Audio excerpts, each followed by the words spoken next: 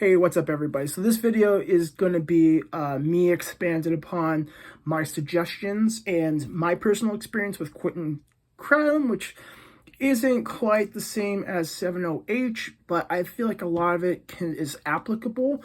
And so I wanted to expand upon my suggestions from yesterday's video in regards to those that are in the position of having been using the 7-hydroxymitragine, 7-OH, and are looking at a very likely scenario of it becoming illegal pretty soon, whether that's in your state or especially on a federal level throughout the whole United States. As I said in the video yesterday, a few days ago, Florida recently made 7-hydroxymitragine Schedule 1, so it's completely illegal. And so that means that it's not going to be sold in stores anymore. From what I've heard, stores have already cleared out their stock. I'm sure there's probably some stores that didn't want to lose the money, so kept their stock and might sell it to a few discrete customers, if it's been a long time customer. I don't know if every place is going to, but I would imagine some, because I'm sure some shops, especially before all this happened, let's say they placed a big order and they have all this stock, they're what are they supposed to do with it, So but for the most part, it's not going to be available to anyone in Florida anymore, and the way things are looking, I wouldn't be surprised if more states follow suit, and then especially on a federal level. So I kind of just want to throw out some suggestions as to how you might proceed. If you've been taking 7-OH for a while, throw out some ideas or some paths you can take to kind of help, with this challenging time. I mean, this is going to be a pretty challenging time for a lot of you, and it's going to be scary too. It's a scary prospect. So before I get into it, two things. One, if you find this video helpful, I appreciate everyone that hits the like button. Helps tremendously. And second, if you're not already, consider subscribing or following me on TikTok. That also really helps grow the channel and hopefully try to reach more people with these videos. And then secondly, I just want to make explicitly clear, this is not medical advice. I'm not a medical professional.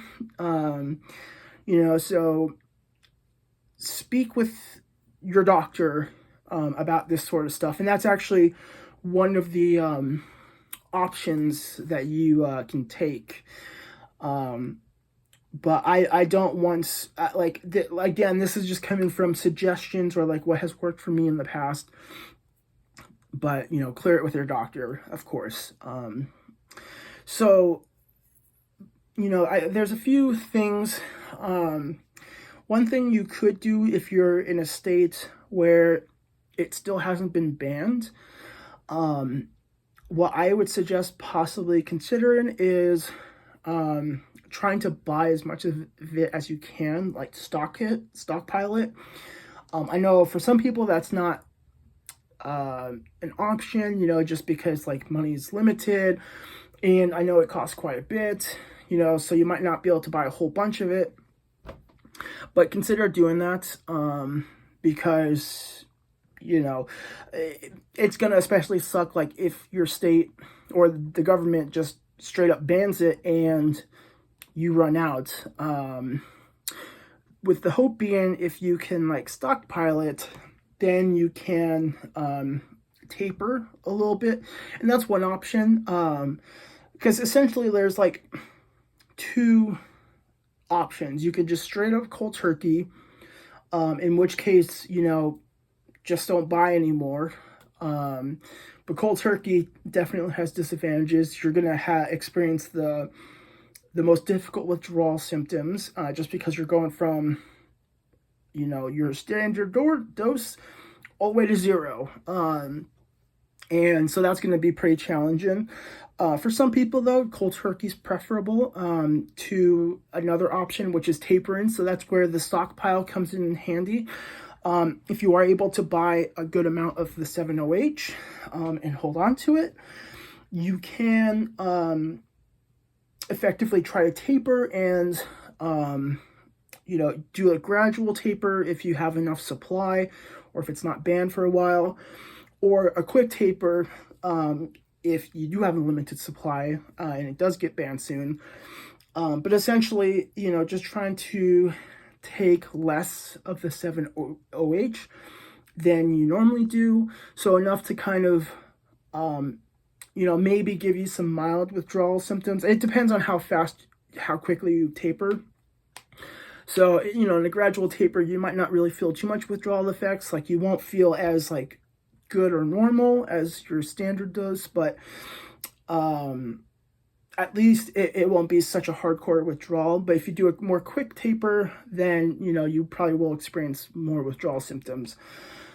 I know for a lot of people, tapering is pretty difficult. For me, the multiple times I've tried to quit Kratom in the past until I was finally successful, tapering, I was only able to manage tapering for so long. I would do well for maybe a week or two and start reducing my dose. But then it's I'd have a bad day or just want to get high, or whatever reason, and then take more, and then it's just so easy to just quickly get back into the habit of taking your standard dose. So, I found it easier. I mean, definitely more challenging in terms of withdrawal symptoms, but easier to, I guess, initiate or maintain the process than it was with tapering. Tapering, I just couldn't, because as an addict, it's I can't moderate, so it's kind of silly to think of, have that ability to essentially moderate to the point where you can taper down. So those are a few options. Another thing, I don't think I mentioned this in my previous video, and that's why I wanted to make this video and expand upon things.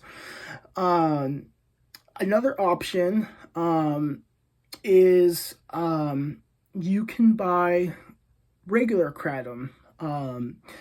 And of course, it's not going to have the same potency as the 7-hydroxymitragine, but there are two alkaloids in Kratom.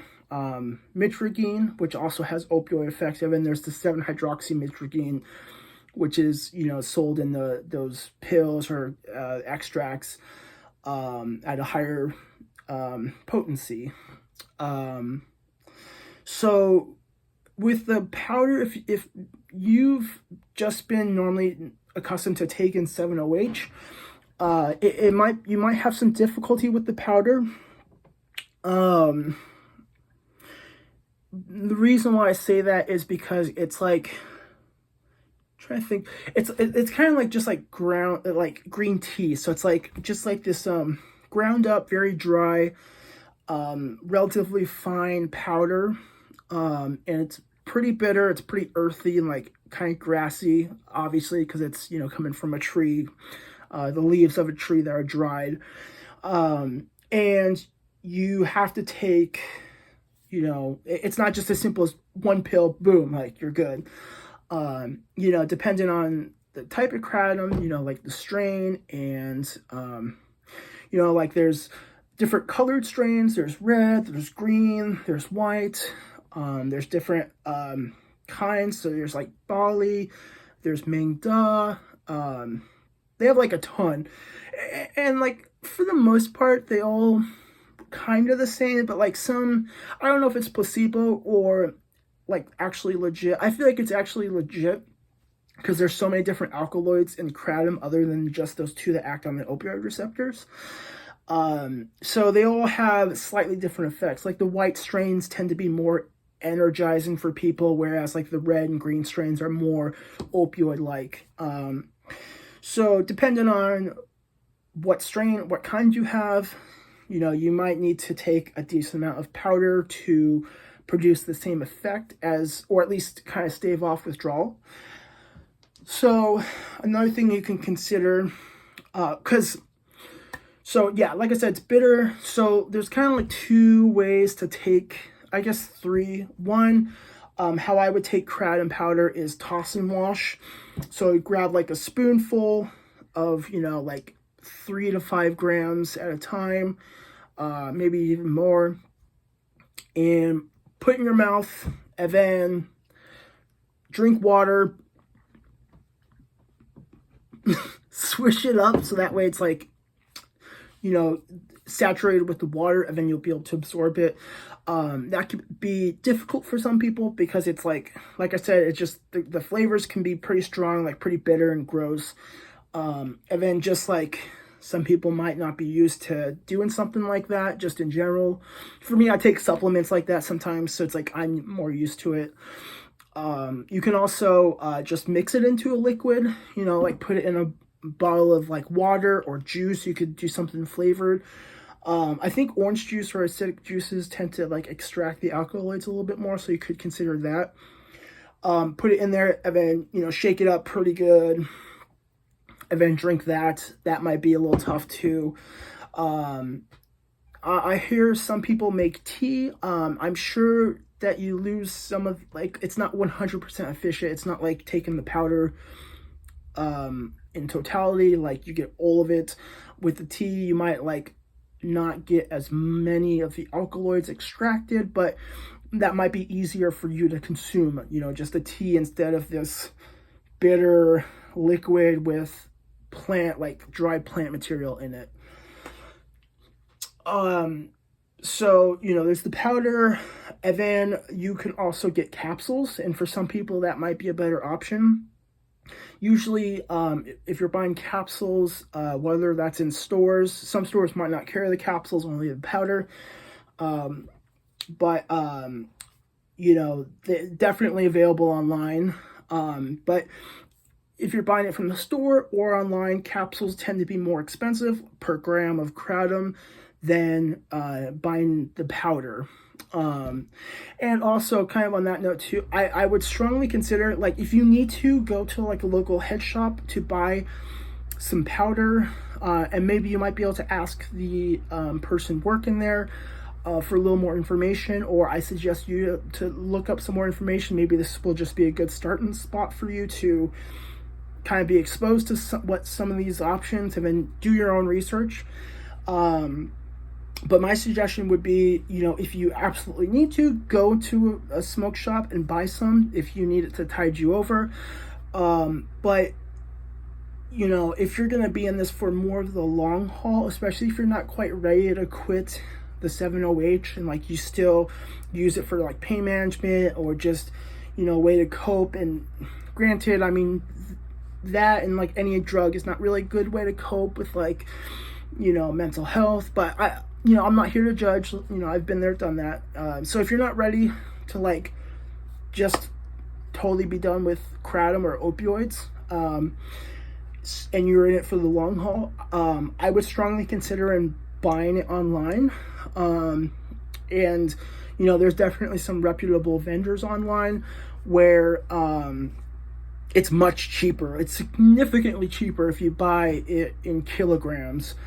For example, when I used to buy it from head shops, an ounce of kratom usually sold for about $20. So that's 28 grams.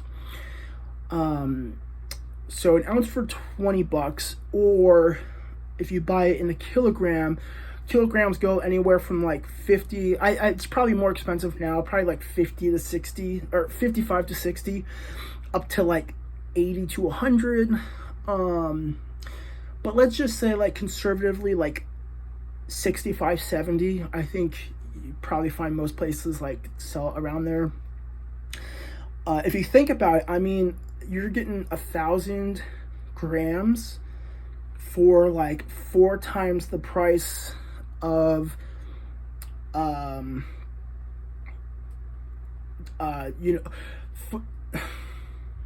times the price. I'm sorry, I don't know why my brain's struggling with this.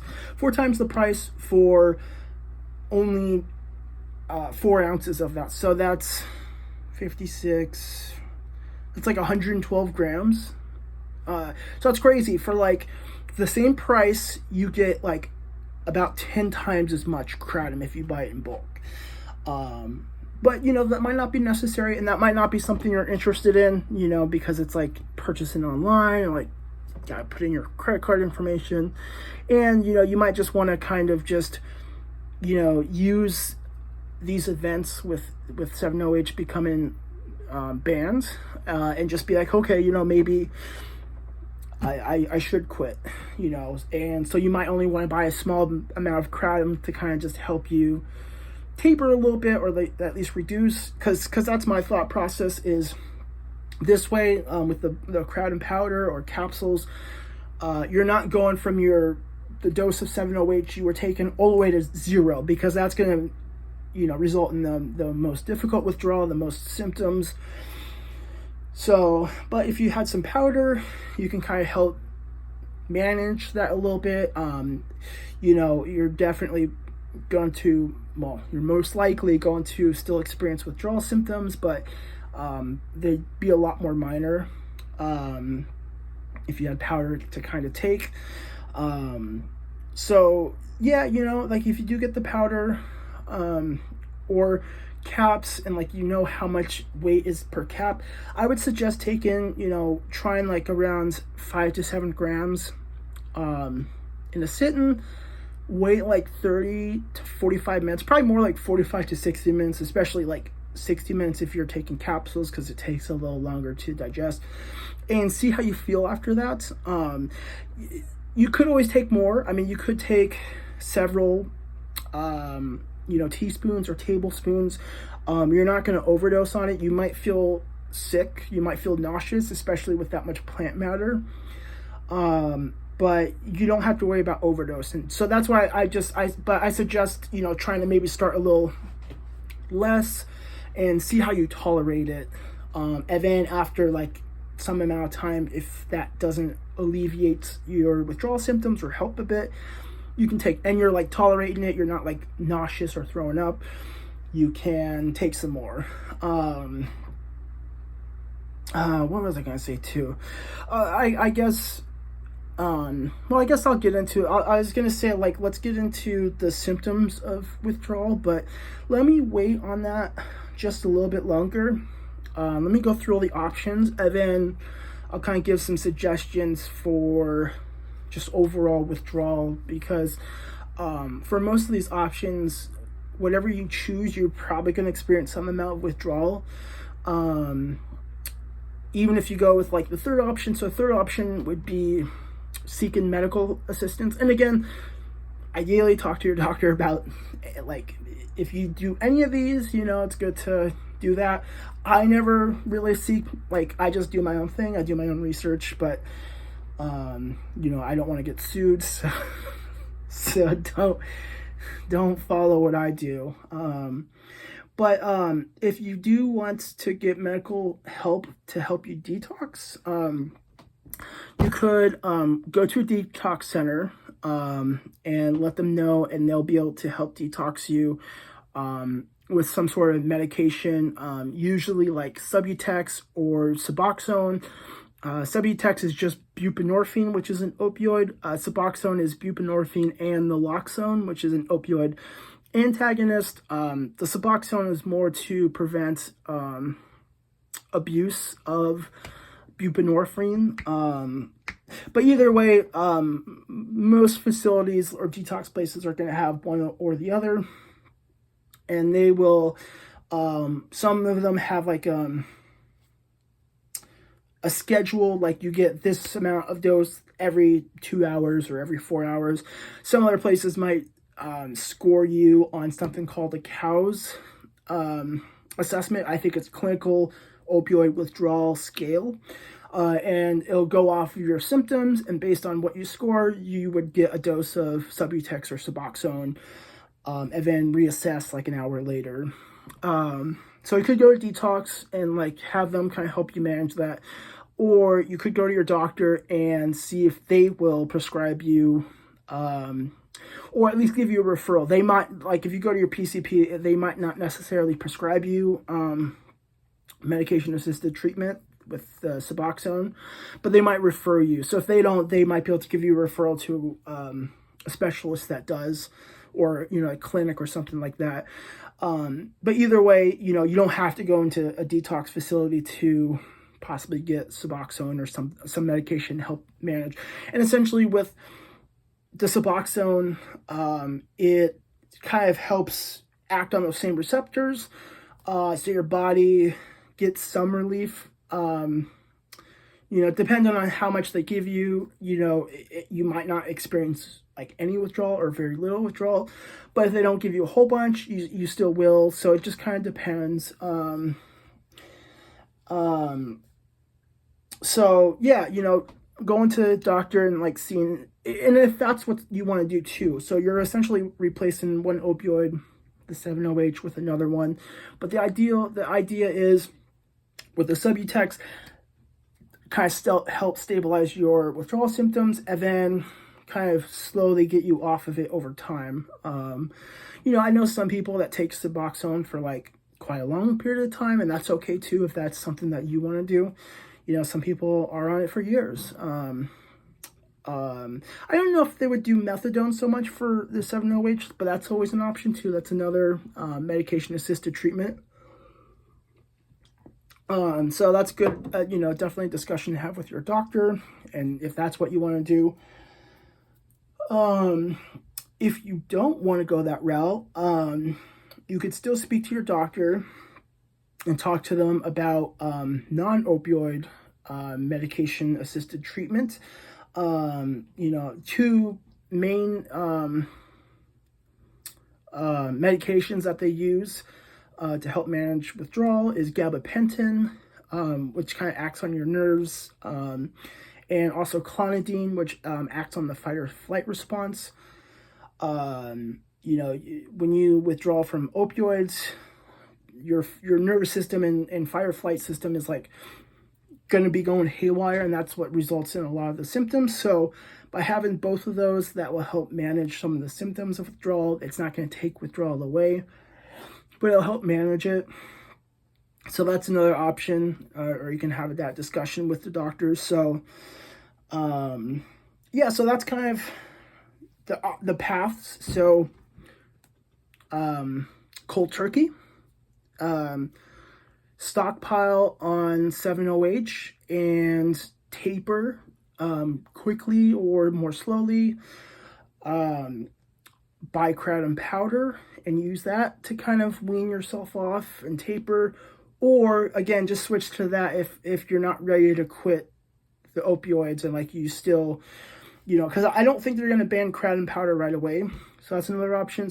Go to your doctor or detox facility and either get on opioid replacement to help alleviate your symptoms, or other therapeutic medication to help reduce some of your, or make your withdrawal symptoms more manageable.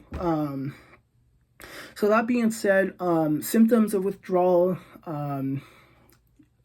well, especially for me, speaking of personal experience, I experienced like really bad restlessness, especially restless legs and insomnia. Sleeping at night was torturous. My legs would not stay still, and I just could not sleep. It was horrible. Some anxiety and just like overall, like just kind of irritation.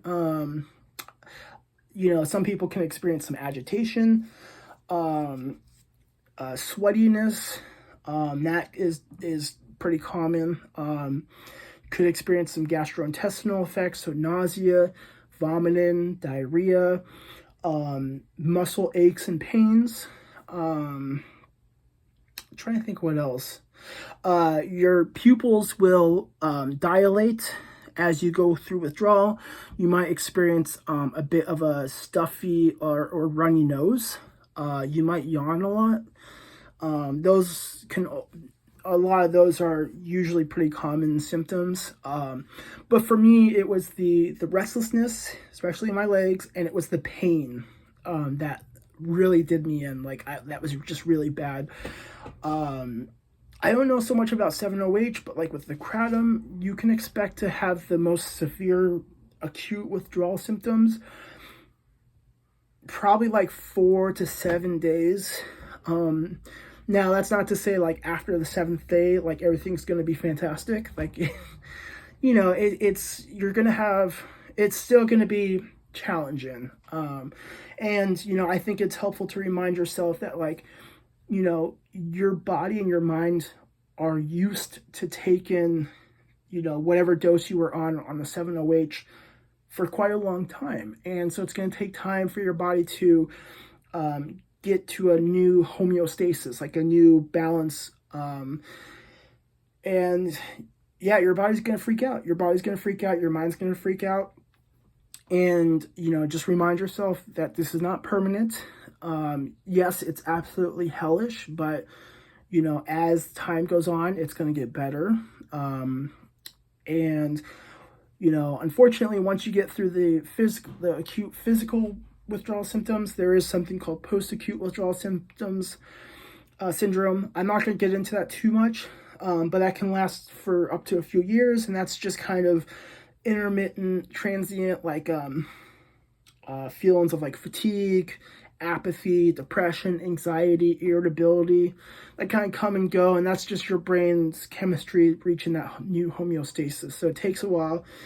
So I suggest, you know, looking into that further on your own, but I kind of want to focus more on just the acute withdrawal. But yeah, I would say 4 to 7 days is probably going to be the most severe. So in terms of what you can do to help manage some of those physical withdrawal symptoms, I mentioned them briefly in the last video. Sorry, like I'm running on, I need to eat dinner. Probably should have waited to make this video. Liposomal vitamin C is helpful because it's a fat-soluble vitamin. You could take higher doses of it without causing diarrhea. That can help alleviate some withdrawal symptoms. And then also, I would suggest like magnesium glycinate. That can help with some restlessness and some kind of aches and pains because it does help relax the muscles. It's not going to take it away, but it'll help a little bit. Melatonin might be helpful to help you sleep. And then, you know, maybe some sort of soothing tea like chamomile tea, or I liked like a sleepy time tea that has chamomile and other stuff in it. And just nice too to like sip on something warm. As far as like non-supplements, I would recommend getting some ibuprofen or naproxen. Maybe also Tylenol too, because it's like you can kind of take the ibuprofen or naproxen along with the Tylenol, as long as it's not for long periods of time, to help alleviate some of that muscle pain.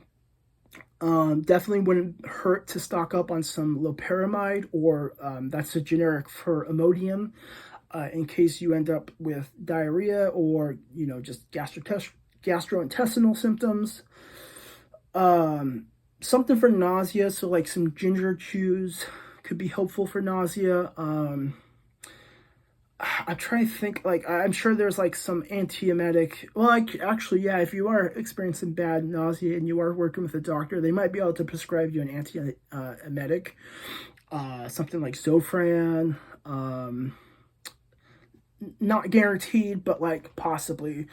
I didn't really have bad nausea though, or really bad gastrointestinal symptoms during my withdrawal.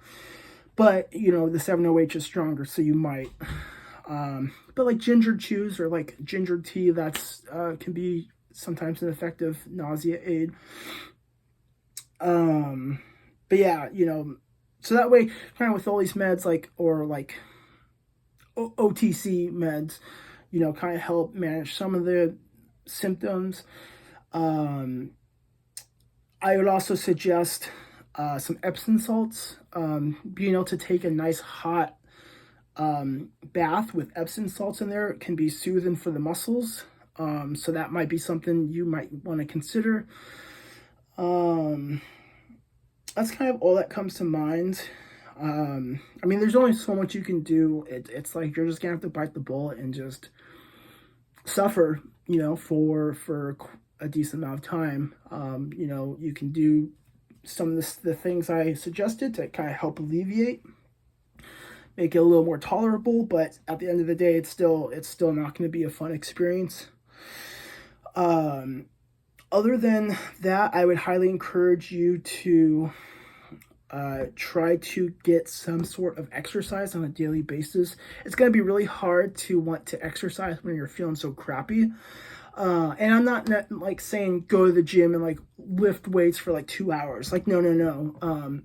But just by getting up and getting out of the house and like walking for like 20-30 minutes, or if you are motivated and inclined to engage in a little more rigorous exercise, that will help you quite a bit. I feel like it kind of speeds up the withdrawal process and makes it a little easier. And that makes sense because like with exercise, like you're releasing endorphins and dopamine. So that's going to kind of help give you some relief. And kind of just help tire you out a little bit too, to hopefully kind of help you sleep a little bit better at night. Try to eat as healthy as you can. That might be difficult, especially if you're experiencing nausea and vomiting. So I would suggest easier to eat things that provide some nutrition. So soups, stocking up on soups, stocking up on stuff like Gatorade. It's good to stay hydrated and keep your electrolytes replenished. Again, if you're experiencing diarrhea, it's going to be good to replace that. But yeah, like soups, saltine crackers. For me, yogurt would be a good one because that's like protein and that's easy to eat. But whatever, like you think like, I guess, especially think of this as like being sick. This is kind of like having the flu in a way. That's kind of what it'll somewhat feel like. So with that in mind, like think of some like foods that like are soothing to you during those times that you're sick. Maybe some nutritional shakes, just something to give yourself something to eat that's easy to eat and that provides some amount of nutrition. It doesn't have to be like perfect, but just something. And again, something to replace the electrolytes like Gatorade or Pedialyte, Powerade, whatever you prefer. What else? Try to sleep as much as you can. That's going to be really tough, like I mentioned earlier, because of the restlessness and just general insomnia. But trying to sleep as much as you can. Just hopefully like have someone to help support you. I mean, if you have a loved one, a partner, or any family members or a close friend, if they're able to stay with you or stay kind of in proximity to you for that period of time, I found that to be pretty helpful. It's just nice to like have someone there to help comfort you and maybe do some things that you might have a harder time doing, like maybe drawing a bath or, cooking, making that soup. Or if there's something you forgot or something that pops up, they might be able to go to the store. So see if there's anyone that like can be there for like physical support and emotional support too. It's just good to know that you're like to not be alone when you're suffering like that. If you're able to, I would highly recommend taking off work, whether that's calling out sick, or if you can kind of stave off withdrawal enough and like put in a request for time, I would highly encourage carving out at least a week off of work or any other obligations. If you can go a little more than a week, like a week and a half or 2 weeks, or especially even like 3 or 4 weeks, if you have that ability, that would be great. Because for me, that was kind of triggering when I would go through physical withdrawal and kind of like get through the end of it. When I went back to work, I was dealing with the post-acute withdrawal and kind of just low energy and like fatigue, and that would trigger me to want to use Kratom again, because it's like, oh man, I feel like crap. I have to work. I have to be attentive at work. Well, let me go just take a little bit. We tell ourselves just a little bit, and kind of right back into it. So yeah, carving out some time if you're able to, and just having just grace and compassion for yourself. It's, you might have feelings of like, wow, why I can't believe I did this to myself, or I can't believe I'm in this situation. This is horrible. Kind of just sitting with that feeling, and, just being okay with not being okay. And I know that's easier said than done, but, we're all human. Like, some of us, like, we didn't know what we were getting ourselves into when we, took 7-OH or Kratom. So, Evan, maybe I'll make another video sometime in the future where I talk more about like long-term. I briefly mentioned it in the other video, so I guess I will do that really quick. But once you get through the acute physical withdrawal, you're also going to want to start thinking about longer term, like shift into longer term, like how are you going to help manage the post-acute withdrawal syndrome symptoms? How are you going to maintain your sobriety? How are you going to, continue to abstain from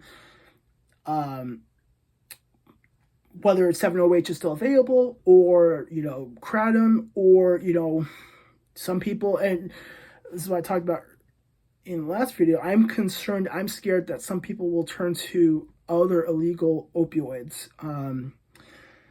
And so I think it's especially important to kind of just think more about like moderate or intermediate to longer term plans, and like how you can support your sobriety.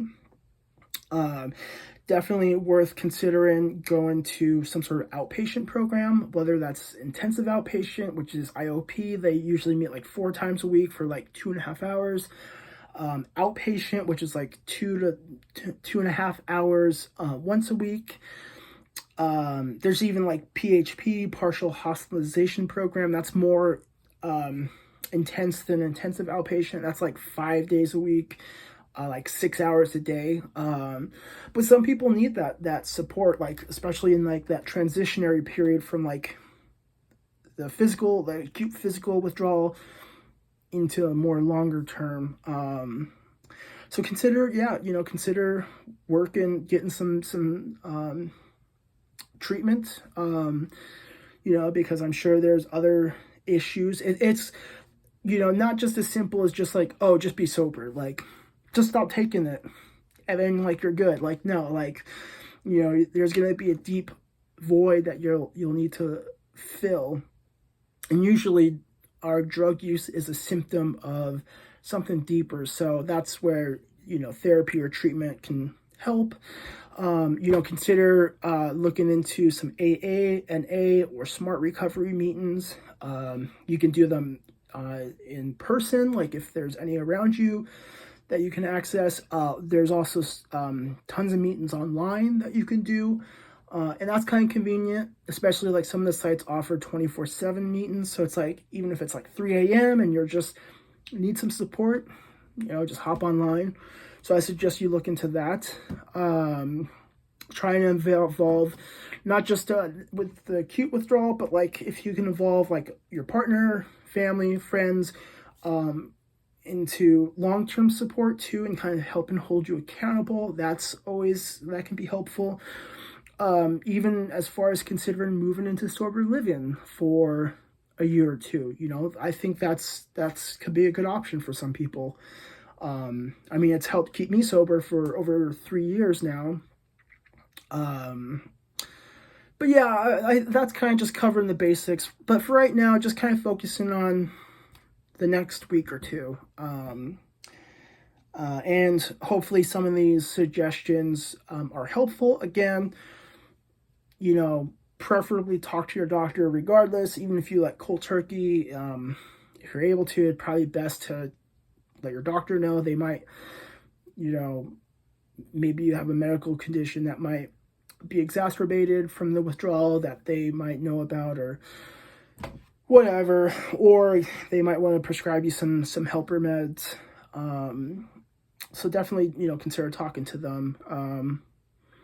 Yeah, and if you guys, if anyone has any questions for me or would like any support, please feel free to comment on this video or comment on any of my videos. You know, I'll do my best to respond to you, reply to you, and try to answer any questions.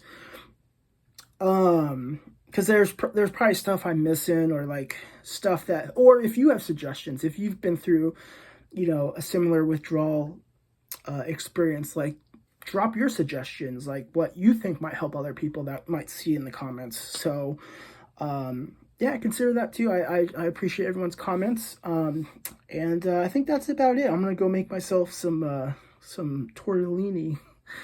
God, I'm so hungry.